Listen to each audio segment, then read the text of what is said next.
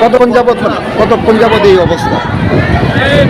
অল্প বৃষ্টির মধ্যে জল একদম ভিতরে গেছে। তবে কোটি কোটি টাকার বিল্ডিং, কিন্তু সামান্য প্ল্যানিংয়ের লেগে এই মানুষ দুর্ভোগ, মানে ভিতরে জল ঢুকে গেছে। সামান্য বৃষ্টিতে একবারে হাসপাতালের ভেতরে জলমগ্ন, কি বলবেন? পরিকাঠামো ভালো না, তাই তো জল ঢুকলো।